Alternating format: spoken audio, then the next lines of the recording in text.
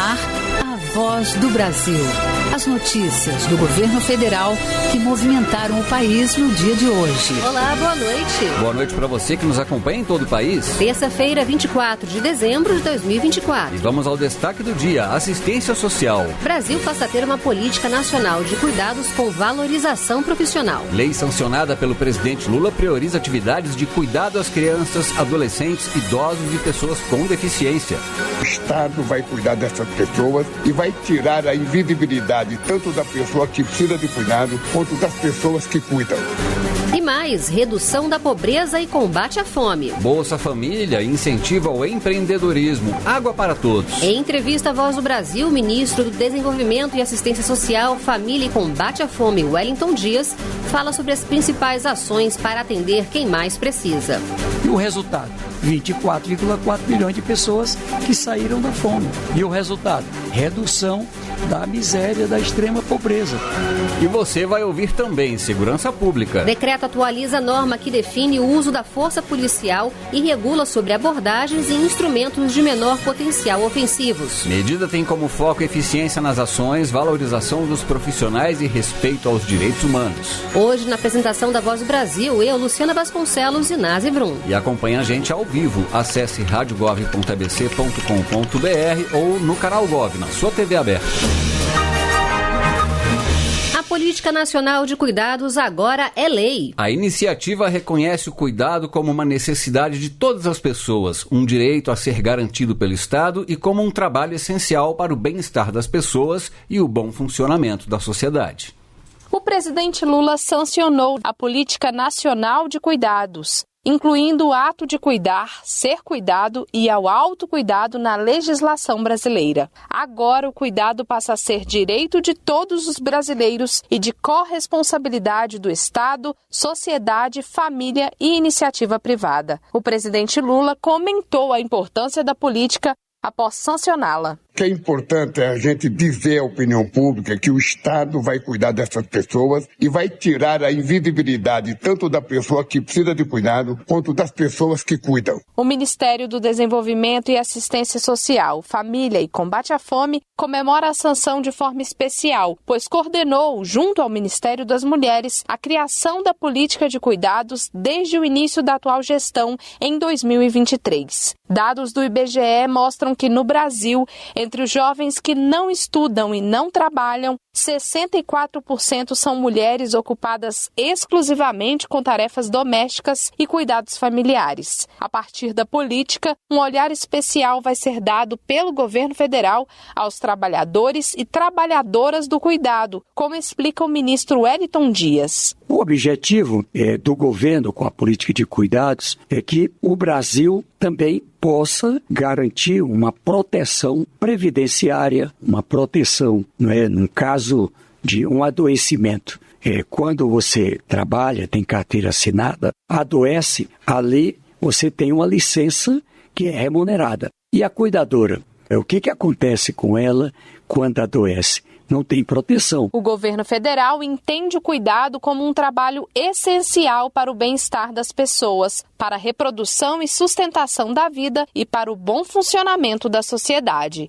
Reportagem Érica Braz. Entrevista. Balanço 2024.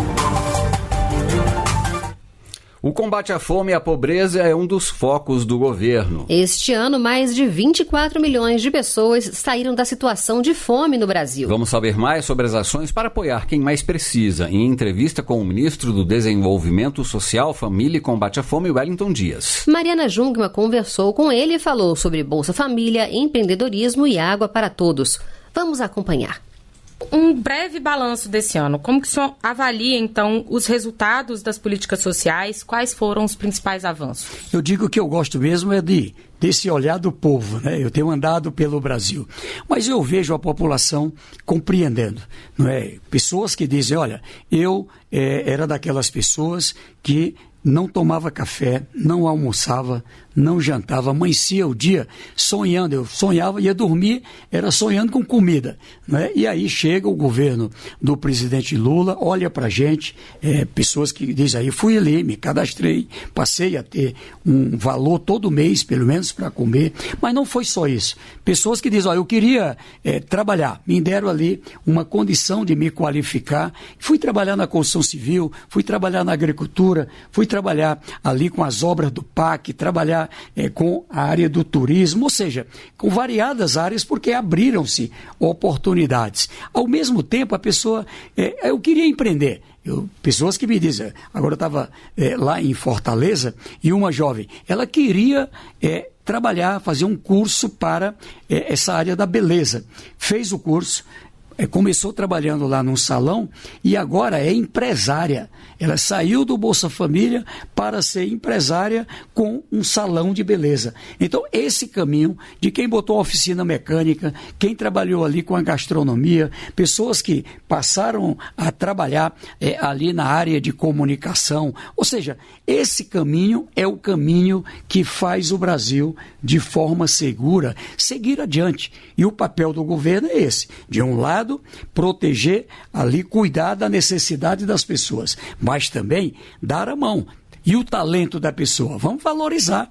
Elas querem apenas uma oportunidade, serem valorizadas no campo ou na cidade. E o mais importante, sabe quem está se destacando? As mulheres. A mulherada empoderada agora, é dona do seu nariz, trabalhando, sendo apoiada, e é isso que nós vamos seguir. Acreditar com o programa Acredita do Primeiro Passo, por exemplo, que é esse da área do empreendedorismo, um financiamento ali, até R$21 mil, taxa de 0,7% ao mês, dá 8,75%. Em alguns lugares o Estado entra, baixa ainda mais a taxa. Pessoas que estavam na mão aí da agiotagem, 35%, 40%, 50% ao ano. Também garantir que tenha assistência, o acompanhamento técnico, até que a pessoa possa andar com seus próprios pés.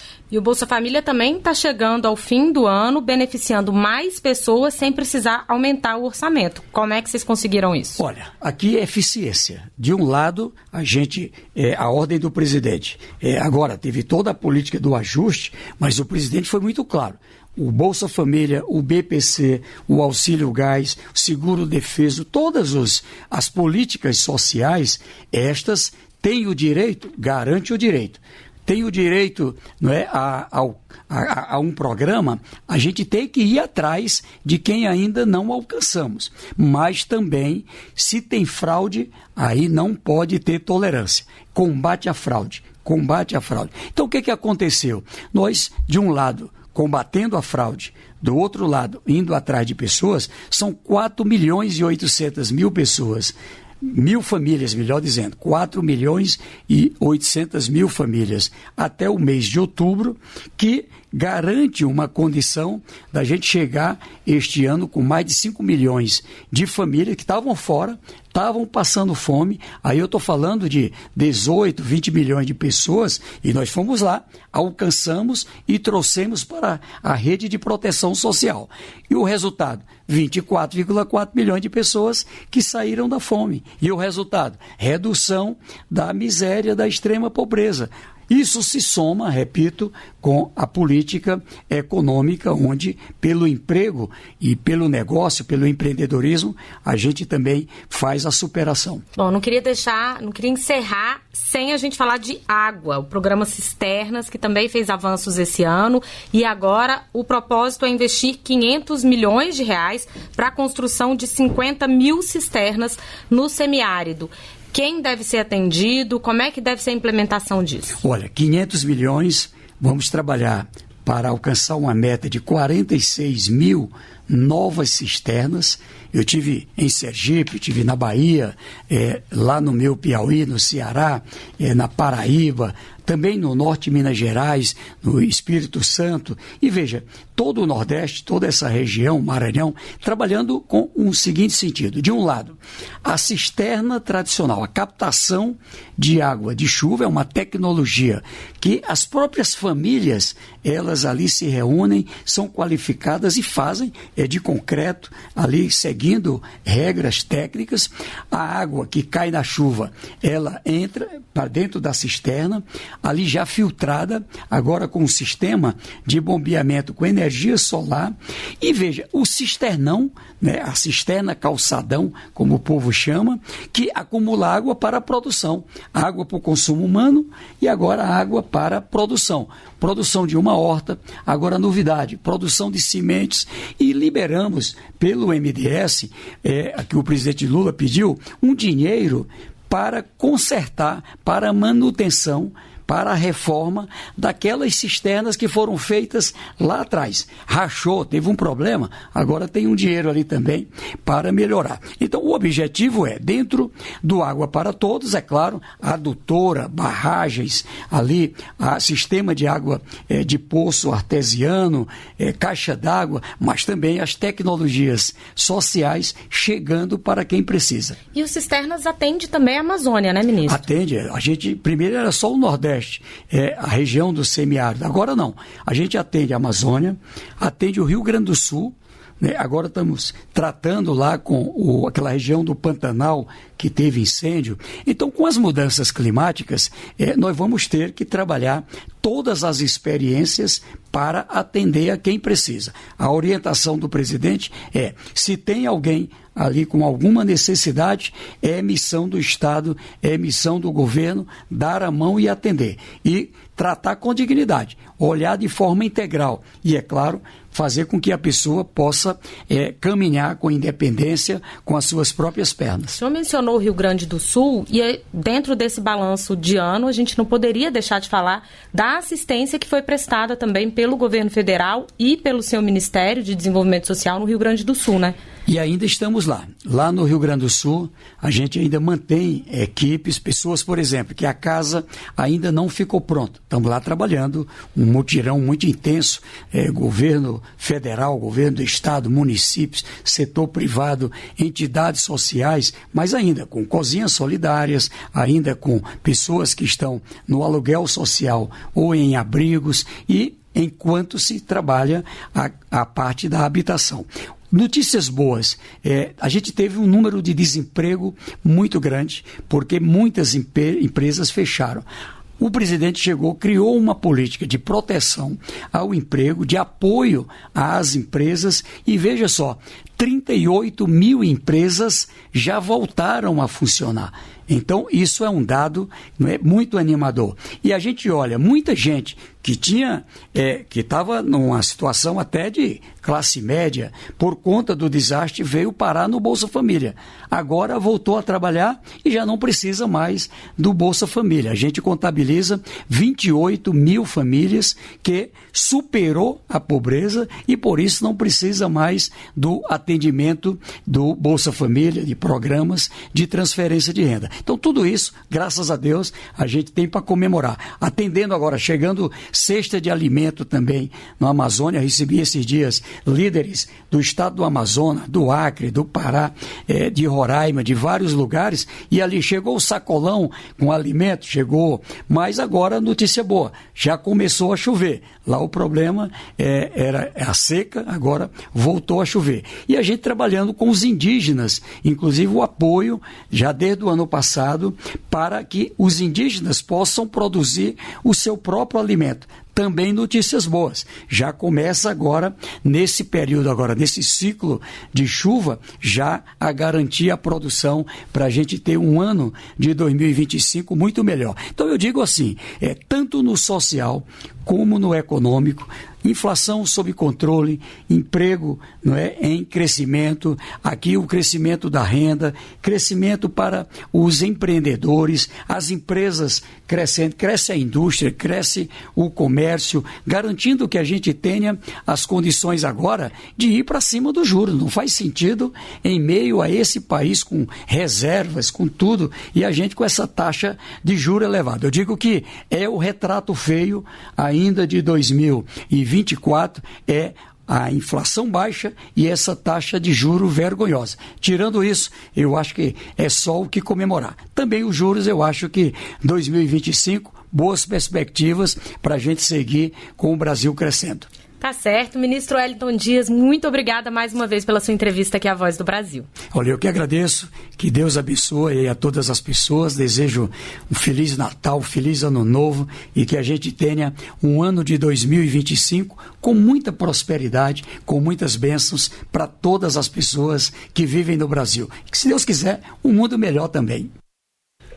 E como disse o ministro Wellington Dias, um dos principais compromissos do governo é acabar com a fome e a miséria. Em 2023, a pobreza no Brasil caiu ao menor nível desde 2012. Em um ano, 8.700.000 pessoas saíram dessa situação no país. Vamos saber como o Brasil conquistou esse resultado.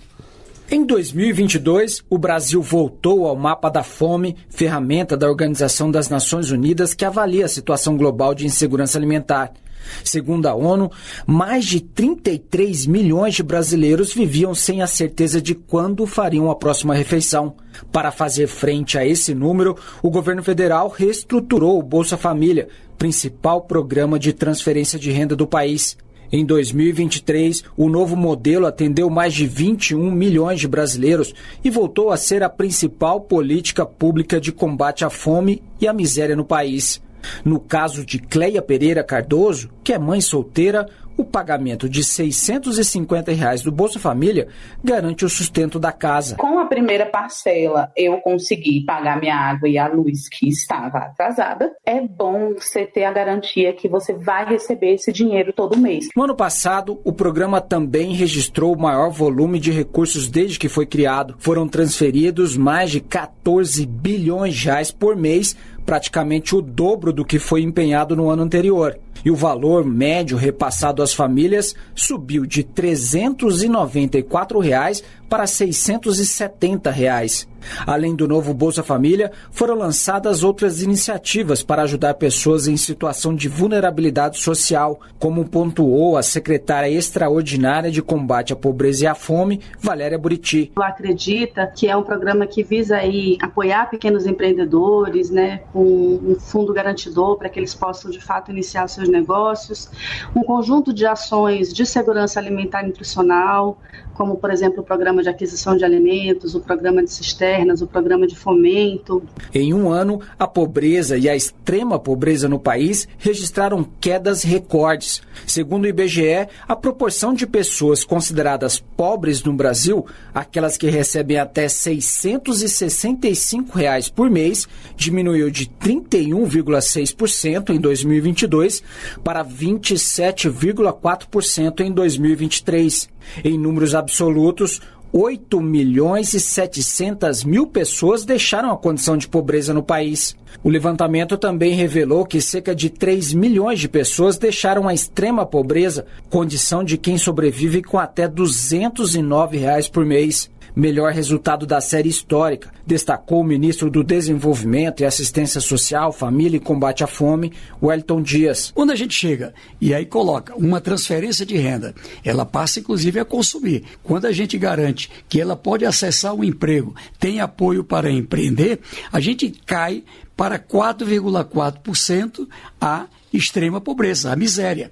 Isso é algo que o Brasil nunca tinha alcançado. Segundo a análise do IBGE, na hipótese de não existirem os programas sociais implementados pelo governo federal, a proporção de pessoas na extrema pobreza em 2023 teria subido de 4,4% para 11,2%. Reportagem Pablo Mundim. E para 2025, o calendário do Bolsa Família já foi definido. O pagamento tem início em 20 de janeiro. Para evitar a perda do benefício, os dados sobre a renda da família e os documentos de cada pessoa que vive na mesma casa devem ser atualizados no Cadastro Único a cada 24 meses. Essa atualização deve ser feita em um posto de atendimento socioassistencial, como o Centro de Referência de Assistência Social ou um posto de atendimento do Cadastro Único. Um decreto assinado pelo presidente Lula disciplina o uso da força policial no país. O texto trata do uso de armas de fogo e instrumentos não letais, abordagens, buscas domiciliares e a atuação dos policiais penais nos presídios. Segundo o decreto, a força letal deverá ser utilizada apenas em último caso. Os policiais deverão adotar inicialmente outras formas de contenção. A norma também determina que as operações policiais devem ser planejadas de forma a evitar consequências graves às pessoas. O detalhamento das regras ainda será publicado pelo governo federal. O ministro da Justiça e Segurança Pública, Ricardo Lewandowski, explicou que o decreto vale para as forças policiais que utilizarem recursos federais. Será desde logo obrigatório para as forças federais, seja a Polícia Federal, a Polícia Rodoviária Federal, a Polícia Penal Federal e a Força Nacional, e será também obrigatório para as forças estaduais, as polícias militares, as polícias civis e mesmo as guardas municipais se empregarem verbas federais para a compra de armamentos ou para a compra de instrumentos não letais e outros equipamentos de segurança pública. O indulto natalino deste ano prioriza idosos, pessoas com deficiência e portadores de doenças graves. O decreto assinado pelo presidente Lula não vale para integrantes de facções criminosas ou condenados por crimes hediondos. O indulto natalino deste ano, assinado pelo presidente Luiz Inácio Lula da Silva, prioriza pessoas em situação de vulnerabilidade. Entre os beneficiados estão gestantes com gravidez de alto risco, mães e avós condenadas por crimes sem violência, mas que comprovem serem essenciais para o cuidado de crianças de até 12 anos com deficiência, além de pessoas com HIV em estágio terminal ou outras doenças graves, crônicas ou altamente contagiosas, sem possibilidade de atendimento no sistema prisional. Pessoas com deficiência severa, como paraplegia, tetraplegia e cegueira, também podem ser beneficiadas. O decreto contempla ainda idosos acima de 60 anos e indivíduos com transtornos graves. Mas o indulto não vai ser concedido a líderes de facções criminosas, presos em regime disciplinar diferenciado, condenados por crimes hediondos, de corrupção, abuso de autoridade ou violência contra mulheres e crianças. Também ficam de fora os envolvidos em crimes contra o Estado Democrático de Direito, incluindo os atos de 8 de janeiro de 2023. O indulto de Natal está previsto na Constituição e só pode ser concedido pelo presidente da República. O benefício tem o poder de extinguir a pena do preso. Graziela Mendonça para a Voz do Brasil.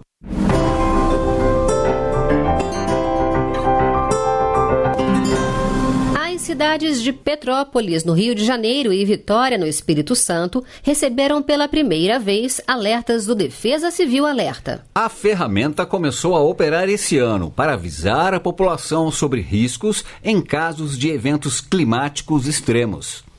As mensagens foram emitidas para risco de desabamentos e enchentes devido a fortes chuvas. No início do mês, a ferramenta já havia sido utilizada em Minas Gerais. Por meio do Defesa Civil Alerta, são enviadas mensagens de texto estilo pop-up na tela do celular. Os avisos são sobrepostos ao conteúdo que está sendo acessado naquele momento, a todos os aparelhos compatíveis conectados às redes móveis 4 e 5G. A depender da gravidade do alerta, também vai ser emitido um sinal sonoro similar a uma sirene. Não é necessário o cadastro prévio ou a indicação de um CEP de interesse. Vão ser enviados os alertas de emergência para todos os celulares que estejam em localidades com risco de desastres mapeadas pela Defesa Civil. Thaisa Vitória para a Voz do Brasil. E o presidente Lula assinou medida provisória que libera crédito para áreas afetadas por eventos climáticos, seja chuva ou estiagem. São 6,5 bilhões de reais para o Rio Grande do Sul. Os recursos serão destinados à recuperação de estruturas, como estradas, pontes e prédios públicos. O dinheiro também deverá ser utilizado para financiar projetos que ajudem a prevenir e se adaptar às mudanças do clima, como a construção de sistemas de drenagem e outras obras para evitar desastres. Em outra medida provisória, foi liberado crédito extraordinário de mais de 233 milhões de reais para o atendimento da população atingida pelos incêndios e pela estiagem na Amazônia e no Pantanal.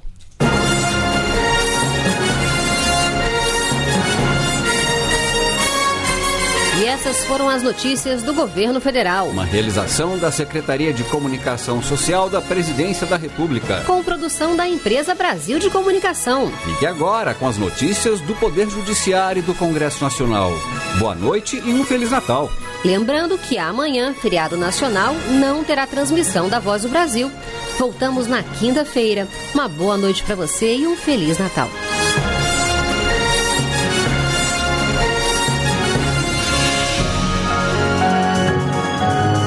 Voz do Brasil. Governo Federal.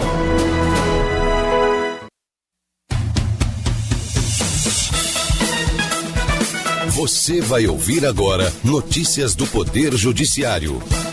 STF determina imediato retorno de Daniel Silveira à prisão por descumprimento de condições judiciais. Para o STJ, a indicação de Monteiro Lobato para escolas públicas não violou normas antirracistas. Justiça de São Paulo condena a farmácia a indenizar cliente acusada de uso de receita falsa. Boa noite, eu sou Carlos Eduardo Cunha. E eu sou Walter Lima. O ex-deputado Daniel Silveira deverá voltar à prisão por descumprimento de regras de liberdade condicional. A decisão é do ministro do STF, Alexandre de Moraes. Leandro Bezerra. A medida foi tomada hoje, após Daniel Silveira descumprir as condições impostas para que permanecesse em liberdade. Na decisão, o ministro Alexandre de Moraes afirma que o ex-parlamentar desrespeitou as condições logo no primeiro dia de livramento condicional e somente retornou à sua residência às 2h10 da manhã, sendo que o horário imposto era às 10 horas da noite. Para Moraes, o comportamento de Silveira demonstra total desrespeito ao Poder Judiciário e à legislação brasileira. Agora, Daniel Silveira, que foi condenado pelos crimes de ameaça ao Estado Democrático de Direito e coação no curso do processo, deve retornar à prisão em Bangu 8, em regime fechado, até o fim da sentença imposta. O Conselho Nacional de Educação não desrespeitou normas nem políticas de combate ao racismo ao recomendar que escolas públicas adotassem como leitura obrigatória, em 2011, alguns livros de Monteiro Lobato. Naquele ano, uma associação privada e um cidadão questionaram a indicação dos livros, alegando que teriam expressões racistas. Fátima Uchoa. A ação começou no Supremo Tribunal Federal, mas foi remetida ao STJ, ao qual cabe analisar mandado de segurança contra ato praticado pelo ministro da Educação. No caso, a homologação de um parecer do CNE, que orientou sobre a presença de estereótipos raciais em livros de Monteiro Lobato. Para o relator ministro Gurgel de Faria, não houve prova de prejuízo direto aos autores da ação e o parecer do CNE seguiu diretrizes antirracistas, sugerindo uma leitura crítica das obras sem restringir a circulação delas. Com isso, a primeira sessão do STJ denegou a segurança. Cliente será indenizada por drogaria após ser acusada de uso de receita falsa. A decisão é da Justiça de São Paulo. Marcelo Della Libera. De acordo com a ação, a mulher comprou em uma das farmácias da Rede Ré medicamento controlado, mas o estabelecimento não reteve a receita médica. Ao verificar o equívoco, os funcionários tentaram contato com o profissional, mas foram informados de que ele não atendia mais no local, o que os levou a acreditar que se tratava de receita falsa. Na sequência, a empresa fez um boletim de ocorrência que resultou na instauração de inquérito policial contra a cliente. Após a tramitação, ficou verificada a veracidade da receita. A indenização por danos morais foi mantida em R$20 mil e a reparação por danos materiais reajustados para R$7 mil. O vereador é condenado por incitar discriminação contra nordestinos durante sessão. A decisão é do Tribunal Regional Federal da 4ª Região, Fernanda Porto. O vereador de Caxias do Sul foi condenado a 3 anos de reclusão, sendo substituída por penas restritivas de direitos consistentes em prestação de serviços à comunidade, a perda do cargo público e ao pagamento de R$50 mil de indenização pelo crime de induzir e incitar a discriminação e o preconceito de precedência nacional, no caso, contra o povo baiano. A Justiça do Distrito Federal manteve decisão que declarou nula a autorização concedida pelo Conselho de Planejamento Territorial e Urbano do Distrito Federal para a expansão do setor habitacional Mangueiral. Além disso, o colegiado também manteve a proibição de ocupação e intervenção que modifique as características naturais da área. Na decisão, a turma esclarece que, ao comercializar o empreendimento, havia a propaganda de um espaço de preservação não edificado, onde seria desenvolvido projeto que atendesse às demandas ambientais da região. A decisão pontua que a manutenção de área sem a construção de novas habitações, além de cumprir o que foi inicialmente ofertado, também preserva a harmonia do condomínio. Você acompanha outras notícias do Poder Judiciário em 104,7 FM para o Distrito Federal e entorno. Ou pelo canal 1.3 da TV aberta em Brasília. Ouça também pelo TuneIn de qualquer lugar do mundo. E baixe agora o TV Justiça Mais, disponível na loja de aplicativos do seu celular. Uma boa noite. Bom Natal a todos e até quinta-feira. Notícias do Poder Judiciário, uma produção da Rádio Justiça, Supremo Tribunal Federal.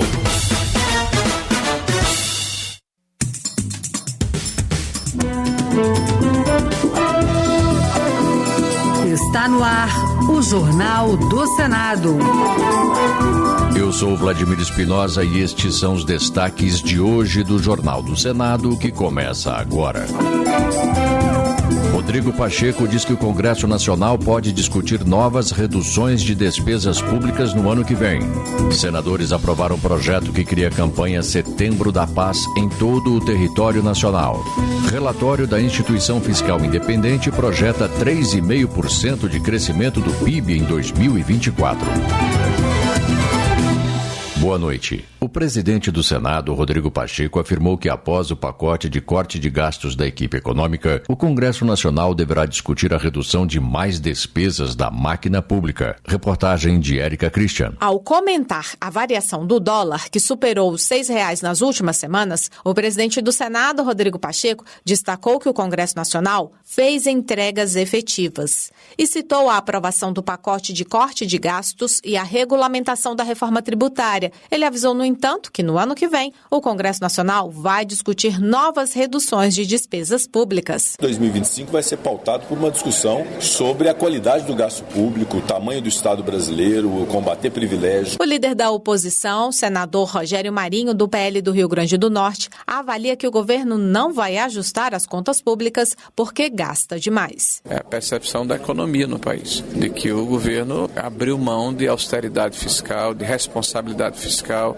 de se ater aos parâmetros mínimos que permitam que haja confiança e estabilidade da nossa economia. Ao questionar a variação do dólar, o líder do governo no Congresso Nacional, Randolfo Rodrigues, do PT do Amapá, declarou que o crescimento este ano será maior e que o desemprego já é o menor dos últimos anos. Há um movimento estranho em relação ao dólar. Não há um movimento normal. Não é normal porque não dialoga com a realidade da economia brasileira esses números do dólar. O mercado financeiro prevê um dólar de, no mínimo, R$ 5,90 no ano que vem. Um projeto em debate no Senado exclui da herança o filho que abandonar pai ou mãe idosos em lugares como casas de repouso. A proposta avançou neste ano e agora só falta a aprovação de uma comissão antes de o texto seguir para a Câmara dos Deputados. A reportagem é de Marcela Diniz. Hoje, de acordo com o Código Civil, pode ficar fora do testamento quem praticar ato condenável, como atentar contra a vida ou a honra do autor da herança ou quem tentar atrapalhar detalhar a livre decisão sobre a partilha de bens, por exemplo. O projeto do senador Flávio Arnes, do PSB do Paraná, acrescenta outra possibilidade de exclusão da herança: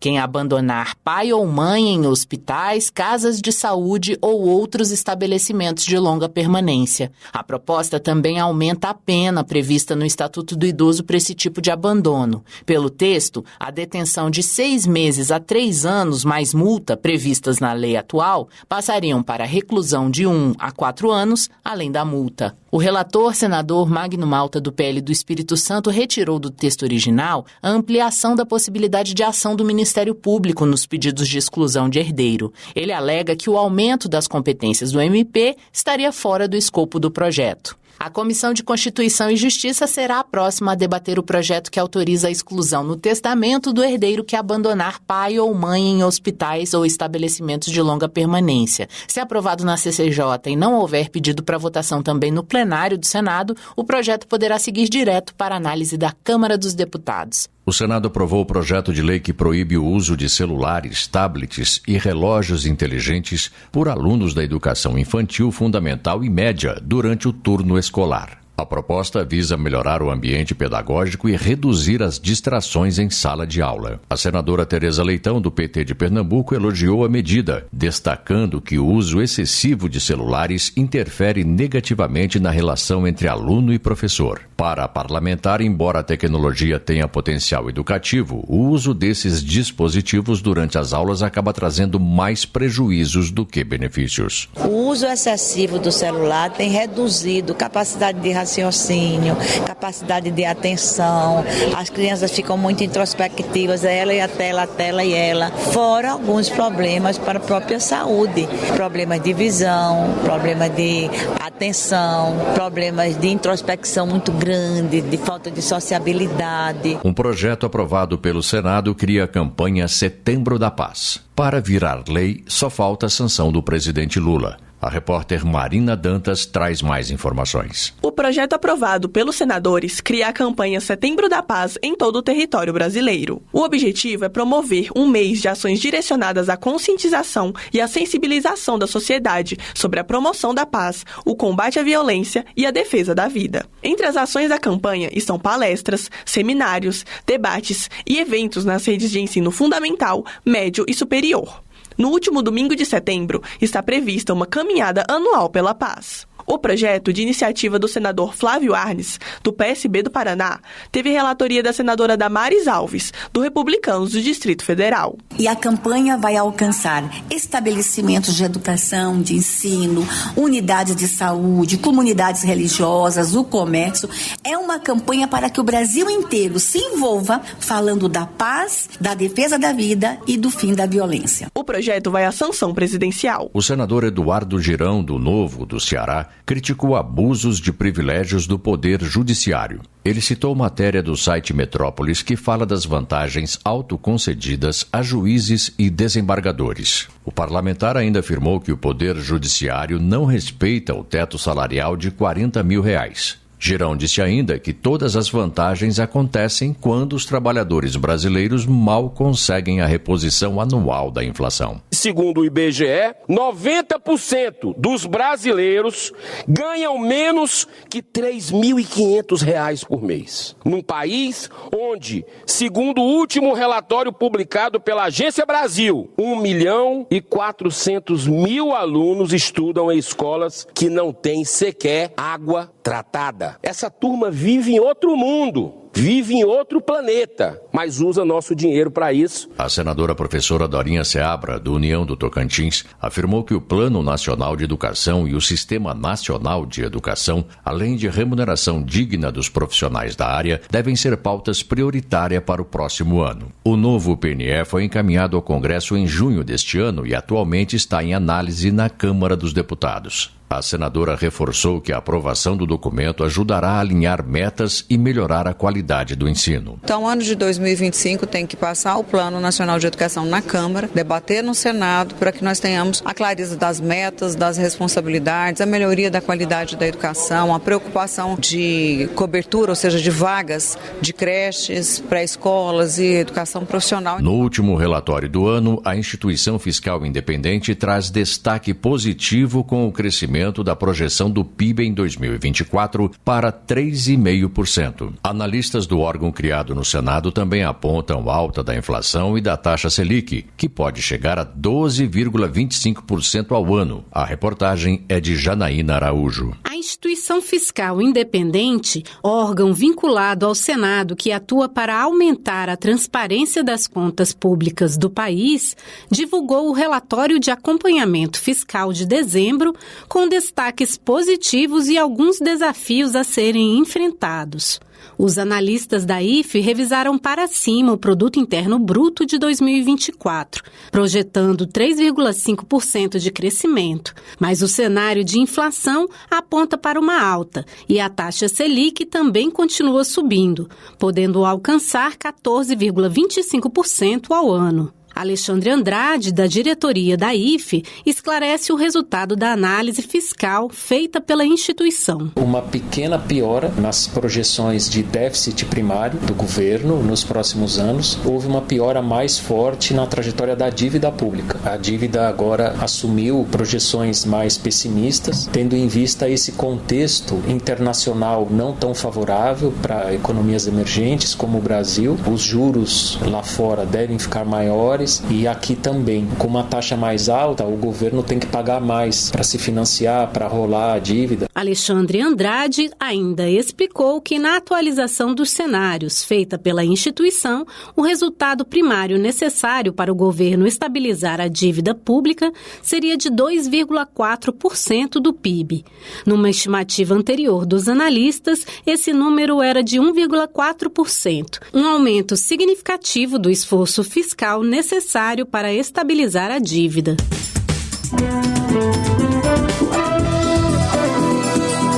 Com trabalhos técnicos de Eric Bento, o Jornal do Senado fica por aqui. Acompanhe agora as notícias da Câmara dos Deputados. Boa noite e um bom Natal.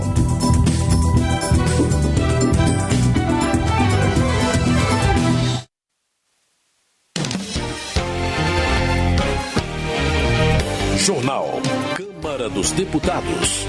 O Congresso terá que ratificar acordo União Europeia-Mercosul em 2025. Deputados criam política de proteção dos direitos da pessoa com albinismo. Avança projeto que prevê benefício para professores da educação básica. Boa noite. A Comissão de Indústria, Comércio e Serviços da Câmara aprovou um novo benefício para professores da educação básica. O repórter Luiz Cláudio Canuto tem os detalhes. O projeto que está sendo examinado na Câmara concede meia entrada para professores da rede básica em eventos culturais e esportivos. O texto, do deputado Edilásio Júnior, do PSD do Maranhão, foi aprovado na Comissão de Indústria, Comércio e Serviços e estende aos professores o mesmo direito que já atende estudantes, idosos, deficientes e pessoas de 15 a 29 anos de baixa renda.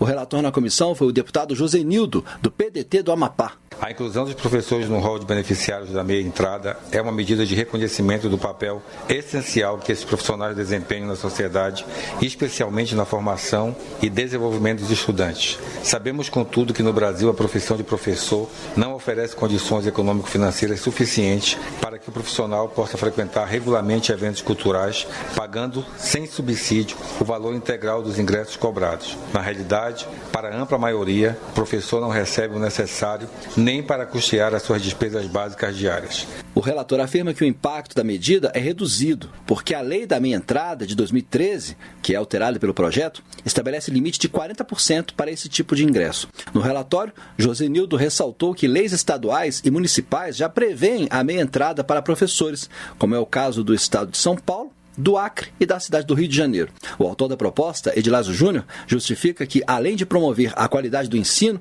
a inclusão dos professores atende o princípio da valorização dos profissionais da educação, previsto na Constituição. O projeto está na Comissão de Educação. Ele também precisa passar pela Comissão de Finanças e Tributação e pela Comissão de Constituição e Justiça. Da Rádio Câmara de Brasília, Luiz Cláudio Canuto. Educação. O Tribunal de Justiça de São Paulo suspendeu a resolução da Secretaria Estadual de Educação que permitia a realocação de professores sem pedidos formalizados. Professora Luciene Cavalcante, do PSOL, comemora a decisão e acusa o governo paulista de cometer abusos contra os professores, ferindo os princípios da administração pública e prejudicando o direito dos estudantes à educação de qualidade. Tadeu Venere, do PT, volta a criticar a tentativa do governo do Paraná de terceirizar a administração de escolas públicas estaduais. O deputado argumenta que a política da terceirização prejudica o patrimônio público construído ao longo de décadas, gerando impacto negativo na educação. Homenagem. Heitor Chu, do PSB gaúcho, celebra os 175 anos da chegada dos 12 primeiros imigrantes alemães à cidade de Santa Cruz do Sul, exaltando a coragem e a fé dessas pessoas que desbravaram a região do Vale do Rio Pardo. Natural de Santa Cruz do Sul, o deputado agradece os imigrantes que ajudaram a construir a cidade, que hoje tem 140 mil habitantes e representa o 5º maior PIB do estado. Vicentinho, do PT de São Paulo, presta homenagem ao influenciador Tiago dos Reis, uma das principais vozes a favor do governo Lula nas redes sociais. O deputado conta que Tiago teve que deixar o Brasil depois de ser ameaçado de morte. Ele elogia a coragem do influenciador para rebater os discursos extremistas, com argumentos da ciência e dados verdadeiros. Saúde. Os deputados aprovaram a proposta que cria a política de proteção dos direitos da pessoa com albinismo.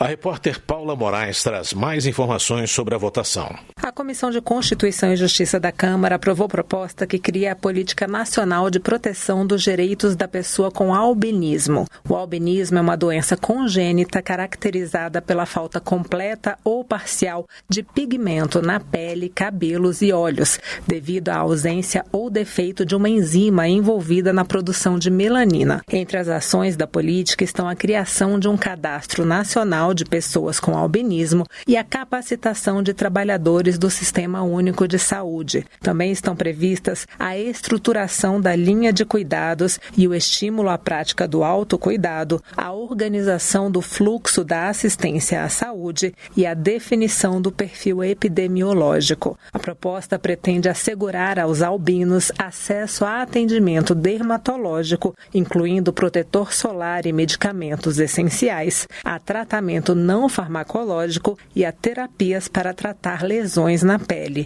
Os albinos também terão direito, segundo o projeto, a atendimento oftalmológico especializado, incluindo lentes especiais e tratamento da baixa visão e da fotofobia. O relator na comissão, o deputado Bacelar, do PV da Bahia, defendeu a importância desse projeto. As pessoas com albinismo enfrentam desafios únicos, muitas vezes agravados pela falta de políticas públicas específicas. Com a aprovação desta matéria, estamos garantindo direitos fundamentais, como acesso a tratamentos dermatológicos, oftalmológicos e tecnologias assistivas. É um passo importante para promover a inclusão e a promoção deste segmento tão vulnerável da nossa sociedade. A proposta que cria a Política Nacional de Proteção dos Direitos da Pessoa com Albinismo já pode seguir para a sanção presidencial. Da Rádio Câmara de Brasília, Paula Moraes. Previdência. Projeto de Dr. Fernando Máximo, do União de Rondônia, prevê o pagamento do 13º para as pessoas que recebem o benefício de prestação continuada. O parlamentar observa que a medida é uma maneira de apoiar a causa das pessoas com deficiência e com autismo grave, garantindo ajuda financeira àqueles que precisam de cuidados especiais. Política. Dr. Zacarias Calil, do União de Goiás, entende que enfraquecer a imunidade parlamentar abre espaço para perseguições políticas. Ele reitera que calar o deputado é silenciar a voz do povo e que a imunidade garante o livre exercício do mandato e a independência do legislativo. O congressista enfatiza que a prerrogativa não é um privilégio pessoal, mas uma ferramenta indispensável para preservar o debate democrático e os interesses da sociedade. Segurança Pública. Anderson Pinto, do MDB do Pará, comemora a aprovação do projeto que cria um cadastro de pedófilos e permite a castração química de condenados. O deputado considera a medida essencial para endurecer as punições para crimes hediondos contra menores de idade. O parlamentar reitera que proteger crianças e adolescentes deve ser uma prioridade absoluta do parlamento. Capitão Alden, do PL, alerta para o crescimento dos índices de violência e da atuação de facções criminosas na Bahia. O deputado lembra que nos últimos 18 anos de gestão petista, a Bahia registrou 110 mil assassinatos. Por isso, o deputado cobra dos governos local e federal ações efetivas para fortalecer a segurança pública no estado. Ao citar casos de violência policial, Paulão, do PT de Alagoas, denuncia o tratamento desigual dado à população negra no Brasil. Ele cobra do poder público medidas de proteção, especialmente em relação aos agentes da segurança pública. O deputado ainda destaca a criação da bancada negra como uma tentativa de dar voz às questões raciais e de priorizar medidas para reparar a dívida social que o país tem com os negros. Projeto em discussão na Câmara torna mais rigorosa a punição para crimes sexuais. Confira na reportagem de Maria Neves. A Comissão de Constituição e Justiça da Câmara analisa projeto que proíbe a realização de acordo de não persecução penal nos casos de crimes contra a dignidade sexual. Pela lei em vigor, quando o crime não envolve violência ou grave ameaça e a pena prevista for inferior a 4 anos, o Ministério Público pode propor acordo de não persecução penal. Esse arranjo permite a extinção da pena para o ofensor, desde que ele cumpra algumas medidas propostas pela Justiça, como a restituição do prejuízo causado e a realização de trabalho comunitário. A proposta em análise também aumenta a pena para os atos libidinosos. Atualmente, quem comete ato libidinoso fica sujeito à reclusão de 1 a 5 anos. O texto aprovado aumenta a punição mínima para 2 anos. A autora do texto original, deputada Daiane Bittencourt, do União do Ceará, explica que o aumento da pena tem por objetivo impedir a suspensão condicional do processo. Esse tipo de benefício pode ser oferecido ao infrator sempre que a pena for menor que 2 anos. Daiane Bittencourt argumenta que, ao tornar mais rigorosa a punição para os crimes sexuais, a medida aumenta a proteção aos direitos das vítimas, além de reforçar a mensagem de repúdio a essas práticas criminosas. Essa medida é essencial. Quando o agressor sabe que não vai poder negociar e que a pena vai ser mais severa, ele vai pensar 2 vezes antes de cometer o crime. Esses criminosos, na maioria das vezes, não param em um só crime. Eles repetem e é por isso que precisam ser punidos com mais firmeza. Precisamos deixar bem claro que a violência contra as mulheres, crianças e adolescentes não serão toleradas. Elas precisam saber que estão protegidas. O texto apresentado por Daiane Bittencourt prevê, além do aumento de pena, a proibição do acordo de não persecução penal somente para crimes contra a dignidade sexual de mulheres. Mas a relatora da proposta na Comissão de Defesa dos Direitos das Mulheres, deputada Laura Carneiro, do PSD do Rio de Janeiro, ampliou a vedação de acordo para os crimes contra a dignidade sexual de qualquer pessoa. A relatora ainda faz referência explícita aos crimes sexuais contra criança ou adolescente. Laura Carneiro também defende que o aumento do rigor contra os crimes sexuais é importante para reafirmar a repreensão da sociedade contra esse tipo abjeto e odioso de delito. Depois de votado na Comissão de Constituição e Justiça, o projeto também dependerá de avaliação do plenário da Câmara. Da Rádio Câmara de Brasília, Maria Neves. Desenvolvimento Regional. Marcon, do PT, agradece ao governo federal a ajuda financeira enviada ao Rio Grande do Sul, especialmente no apoio a áreas afetadas por desastres naturais. O deputado também celebra a entrega de uma ponte em Caxias do Sul, que foi reconstruída após as enchentes, e se diz confiante na continuidade das obras de reconstrução do estado gaúcho. General Girão, do PL, critica o governo do Rio Grande do Norte, que, segundo ele, vem perdendo recursos federais devido ao não cumprimento da Lei de Responsabilidade Fiscal. O parlamentar observa que as falhas da administração local impedem o recebimento da verba que poderia ser usada na melhoria da infraestrutura e da segurança do Estado. Agricultura. Gás do PT gaúcho sugere a criação de territórios livres de agrotóxicos por meio de projeto de lei que proíbe a pulverização aérea em localidades consideradas sensíveis, como áreas de agricultura familiar e zonas urbanas próximas a escolas e hospitais. Segundo o deputado, o governo federal tem trabalhado para reduzir o uso de agrotóxicos, para que o país possa contar com uma agricultura sustentável que priorize a vida e o meio ambiente. Coronel Fernanda, do PL de Mato Grosso, está recolhendo assinaturas para instalar uma comissão parlamentar de inquérito para investigar a demarcação de terras indígenas. Ela defende a regularização fundiária afastada do viés ideológico de esquerda para trazer segurança ao campo e uma reforma agrária que garanta autonomia aos assentados e permita acesso a financiamentos a juros baixos. Economia. Dados divulgados pelo IBGE mostram que em 2023, quase 9 milhões de pessoas saíram da pobreza e a proporção de pessoas em extrema pobreza recuou de 5,9% para 4,4%. Para Merlong Solano, do PT do Piauí, os números refletem os avanços das políticas públicas e a retomada do crescimento econômico conduzidos pelo atual governo. Rogério Correia, do PT de Minas Gerais, também celebra os dados divulgados recentemente pelo IBGE, que apontam que a taxa de pobreza no Brasil caiu ao menor nível desde 2012.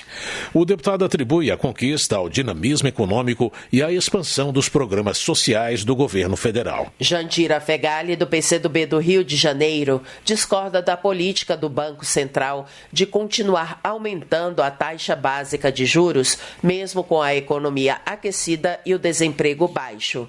Para a deputada, é escandalosa a ideia de elevar a taxa até 14,5%. A congressista entende que, ao privilegiar especuladores, a autoridade monetária agrava a desigualdade social e serve como entrave ao desenvolvimento do país. Alice Portugal, do PCdoB da Bahia, critica o legado do governo Bolsonaro que, segundo ela, deixou o Brasil em crise, com a democracia abalada, a volta da fome e o fim de várias políticas essenciais.